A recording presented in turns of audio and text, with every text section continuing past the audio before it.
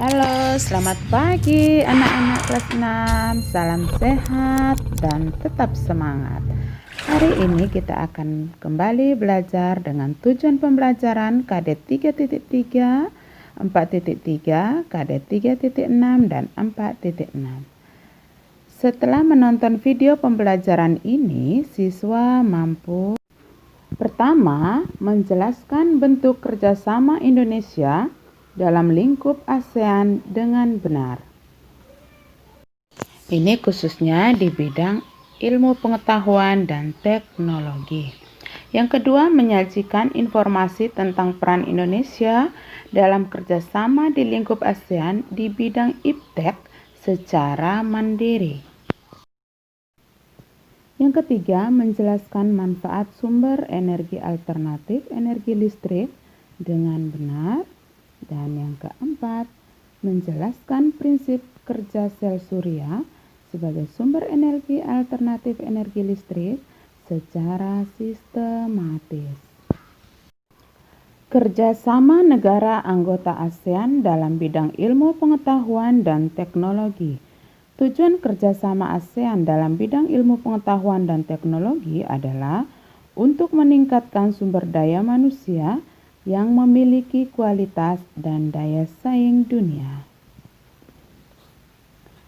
Contoh kerjasama negara anggota ASEAN dalam bidang ilmu pengetahuan dan teknologi. 1. Deklarasi penguatan kerjasama pendidikan yang dilaksanakan pada KTT ASEAN ke-15 tahun 2009. 2. Kerjasama yang bertujuan untuk meningkatkan jumlah tenaga ahli ASEAN. 3. Pertukaran pelajar antara negara ASEAN dalam program Study Mobility serta ASEAN University Network. Itu adalah beberapa contoh kerjasama negara ASEAN. Tujuan kerjasama ASEAN: 1. Mempercepat pertumbuhan ekonomi, kemajuan sosial, serta pengembangan kebudayaan. 2. Meningkatkan stabilitas dan perdamaian. 3. Saling membantu di bidang sarana-sarana pelatihan dan penelitian dalam bidang pendidikan, kesehatan, teknik, dan administrasi. Tujuan kerjasama ASEAN yang keempat, menjalin kerjasama yang lebih efektif guna meningkatkan hasil pertanian dan industri, perluasan perdagangan, perbaikan sarana dan prasarana transformasi dan komunikasi, serta peningkatan taraf hidup rakyat dari negara-negara anggota. Yang kelima, meningkatkan kualitas pendidikan. 6. Mempertahankan kerjasama yang erat dengan organisasi-organisasi internasional maupun regional lainnya. Manfaat kerjasama ASEAN: menumbuhkan rasa saling memiliki dan toleransi antar negara anggota. Semakin dikenalnya budaya Indonesia oleh negara-negara ASEAN lainnya. Terciptanya kawasan yang damai, bebas, dan netral dari pengaruh negara luar.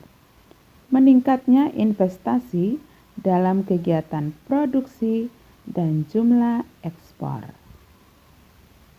Itu adalah beberapa manfaat kerjasama ASEAN.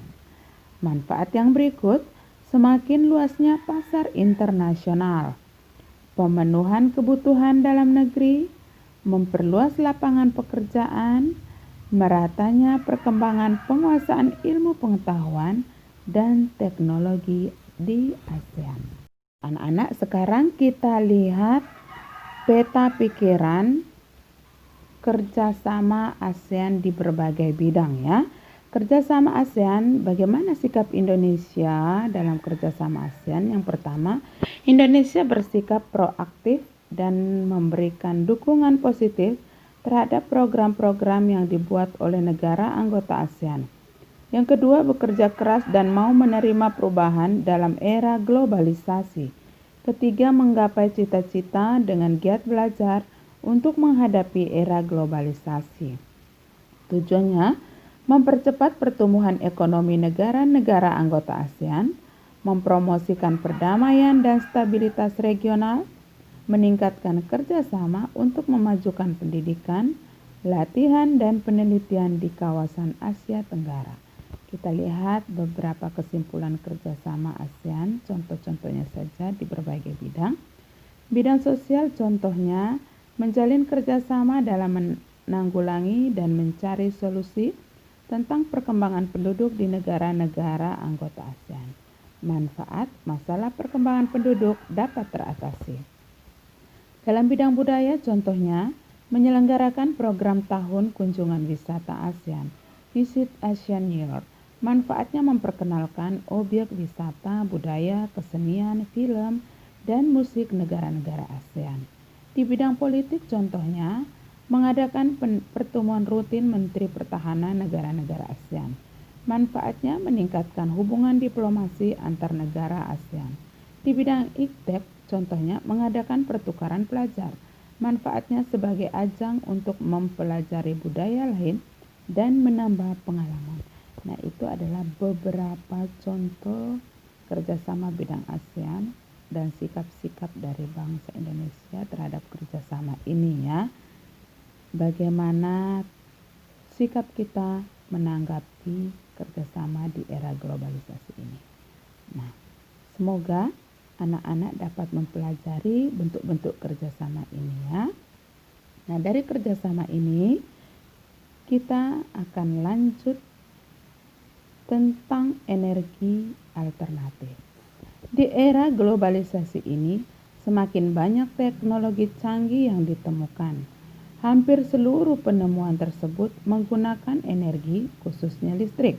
Namun akhir-akhir ini pasokan listrik semakin berkurang akibat menipis sumber energi untuk memproduksi minyak bumi, gas batu bara, dan panas bumi.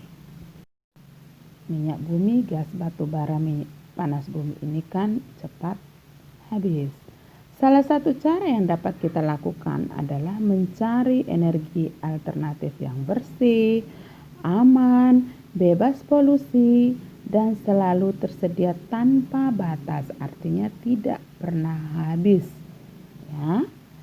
Salah satu bentuk energi alternatif tersebut adalah sel surya, salah satu ya, artinya masih banyak energi alternatif yang lain.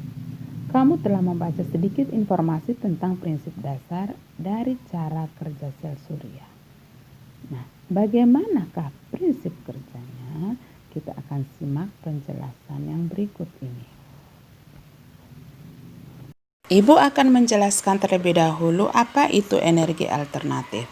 Energi alternatif merupakan energi yang berasal dari alam. Keuntungannya lebih ramah lingkungan, bebas polusi, sumber energi ada di alam, jumlahnya tak terbatas, memiliki jangka waktu habis yang lama.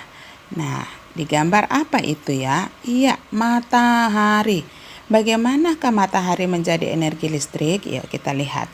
Pembangkit listrik tenaga surya atau PLTS menggunakan sumber energi dari sinar matahari. Peralatan yang digunakan berupa panel surya, yaitu sebuah alat berbentuk lempengan logam yang mampu mengubah energi matahari menjadi energi listrik. Nah, perhatikan di gambar banyak sekali itu ya. Panel surya merupakan salah satu upaya memanfaatkan energi alternatif yang berasal dari matahari. Bagaimana prinsip kerja panel surya? Yuk kita lihat dan simak baik-baik ya anak-anak. Energi yang dihasilkan matahari disebut energi surya. Energi surya menjadi tenaga listrik.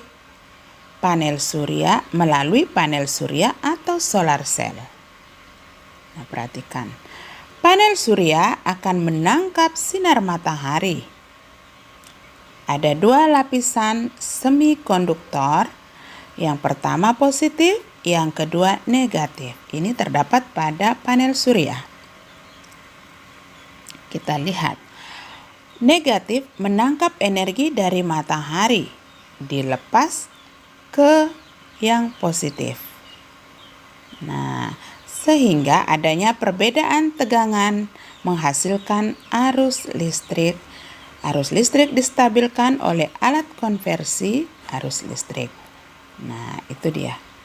Memanfaatkan energi dalam kehidupan sehari-hari. Yang pertama, sumber energi tak terbatas. Sebagai pembangkit listrik tenaga matahari, sebagai pengisi daya pada power bank, sebagai penerang alami di permukaan bumi. Yang keempat, membantu mengeringkan pakaian, membantu mengeringkan tanah, membantu dalam proses pengeringan air laut untuk pembuatan garam, membantu kesehatan tulang. Itu adalah beberapa manfaat energi matahari. Nah, apa kegunaan dari panel surya ya? Panel surya pada atap rumah untuk mencukupi kebutuhan energi listrik di rumah tersebut. Itu tengok di gambar, dia berada di atap rumah.